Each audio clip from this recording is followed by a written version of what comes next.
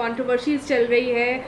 कांग्रेस के leader of opposition Lok Sabha के अधीर रंजन चौधरी के बयान के बाद जब उन्होंने प्रेसिडेंट को जब उन्होंने कहा, उसी बात पे सोनिया गांधी जी को भी घेरा गया है। कैसे देखते जो पूरा सिचुएशन पार्लियामेंट के अंदर चल रहा है?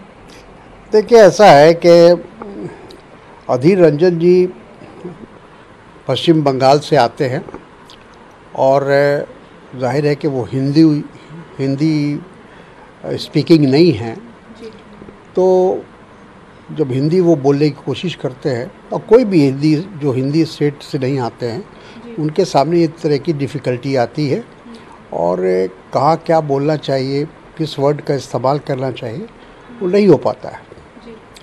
तो मैं समझता हूँ, और फिर उन्होंने अपनी गलती को स्वीकार कर लिया है और ये भी कहा है कि वो राष्ट्रपति से जाके मिलेंगे और ख़ुद स्वयं माफ़ी मांगेंगे कि हमसे गलती हुई।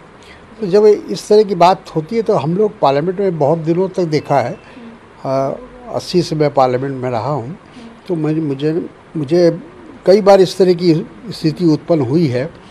तो एक बार क्षमा मांगने के बाद फिर उसको नज़रअंदाज कर दिया जाता है, स्पीकर भी उसको नज़रअंदाज कर देते हैं।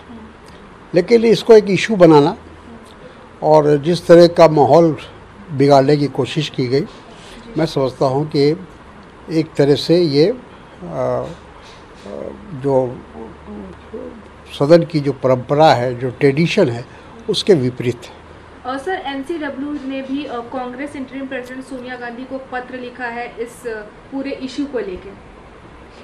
कोई भी लेटर लिखे या कुछ भी लिखे, जैसा मैंने कहा कि एक बार जिस आदमी ने गलत बोला वो खुद ही इस बात को स्वीकार कर रहा है कि हमसे गलती हो गई और हम इसके लिए माफ़ी मांगते हैं और मांगेंगे राष्ट्रपति से मिलकर, तो फिर उसको तूल देने की कोई ज़रूरत नहीं थी।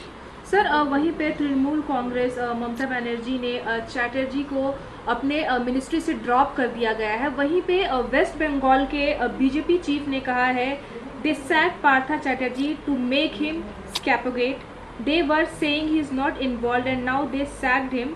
It was supposed to be decided in the 5 PM meeting. Abhishek Banerjee wanted to take credit about all these things. कैसे देखते हैं? नहीं, ठीक है, ममता जी ने एक कदम उठाया और जिस प्रकार से जो CBI के रेड के बाद या तमाम चीज़ें सामने आई हैं और उसके बाद उनको मंत्री बनाए रखना, मैं समझता हूँ कि मुनासिब नहीं था। जब तक के इंक्वायरी चल रही है, जांच चल रही है, तब तक के मंत्री पद पर बने रहना उनके लिए ठीक नहीं था। उससे जो निष्पक्ष जांच होती है उसमें कहीं ना कहीं वो रोड़े का काम करता है।